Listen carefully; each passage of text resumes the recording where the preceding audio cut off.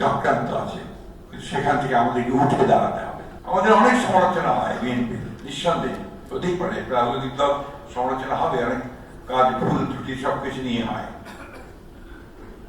একটা কথা আমরা খুব জোর গলায় বলতে পারি, দৃঢ় কণ্ঠে বলতে পারি, যে আমাদের নেতা যিনি আমাদের দল তৈরি করেছিলেন শেখ মুজিবুর জিয়াউর রহমান, তিনি স্বাধীনতার ঘোষণা দিয়েছিলেন এবং ৭৫ সালে তিনি যখন রাষ্ট্র পরিচালনার দায়িত্ব পেয়েছিলেন তখন একদলীয় শাসন ব্যবস্থা থেকে বহুদলীয় শাসন ব্যবস্থায় নিয়ে গিয়েছিলেন, গণতন্ত্রে নিয়ে গিয়েছিলেন, মুক্ত বাজার অর্থনীতির কাছাকাছি গিয়েছিলেন, একই সঙ্গে প্রেসকে, মিডিয়াকে তিনি মুক্ত করে দিয়েছিলেন, বাক স্বাধীনতাকে অকুল করেছিলেন, মানুষের অধিকারকে তিনি সমুন্নত করার চেষ্টা করেছেন।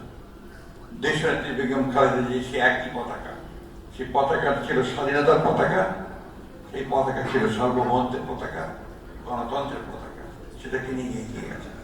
আজকে আপনাদের নেতৃবৃন্দ অনেকেই ব্যবসায় সংক্রান্ত অনেকগুলো বিষয়ে তারা অবদানের কথা বলেছেন।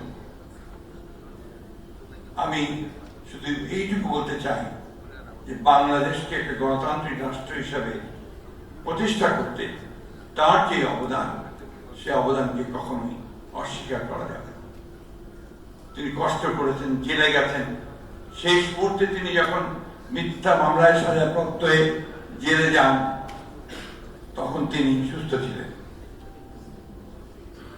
যখন তিনি জেল থেকে বেরিয়ে আসেন 2 বছর পরে হাসপাতালে যখন তাকে আবার বন্দি অবস্থায় নিয়ে যাওয়া হয় তখন তিনি হুইল চেয়ারে ছিলেন।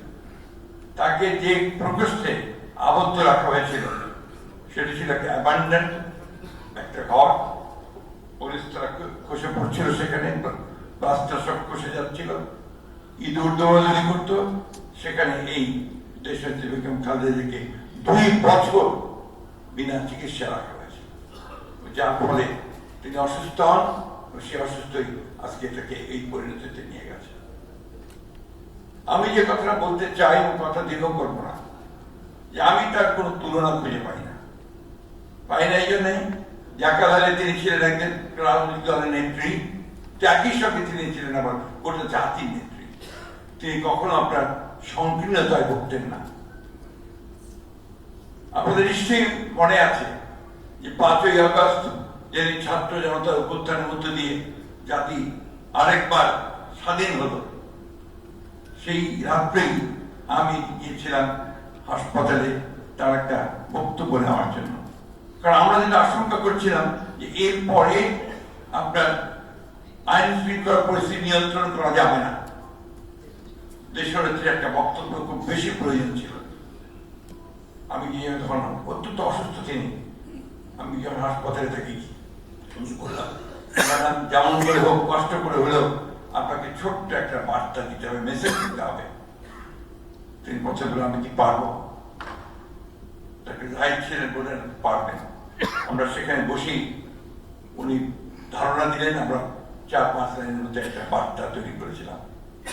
সেই বার্তা তিনি এত কষ্ট, এত নির্যাতন, এত নিপীড়ন, এত অত্যাচারের পরে তিনি যে বার্তাটি দিলেন সেটি প্রথম ছিল প্রতিশোধ নয়, প্রতিহিংসা নয়, আসুন আমরা সবাই মিলে ঐক্যের মধ্য দিয়ে, ভালোবাসার মধ্যে দিয়ে নতুন বাংলাদেশ নির্মাণ করি।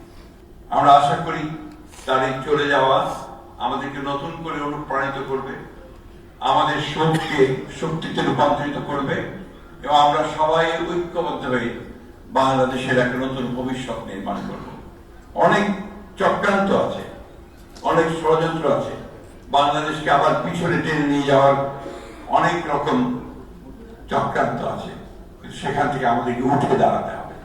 আপনারা যারা আছেন, নেতৃত্ব দিচ্ছেন অর্থনৈতিক ক্ষেত্রে, সবাই মিলে আসুন আমরা আমাদের এই প্রিয় বাংলাদেশ, 1971 সালে যার জন্য আমরা যুদ্ধ করেছিলাম, 1992 সালে যার জন্য লড়াই করেছি গণতন্ত্রের জন্য, 2024-এ যাদের জন্য আমার ছেলেরা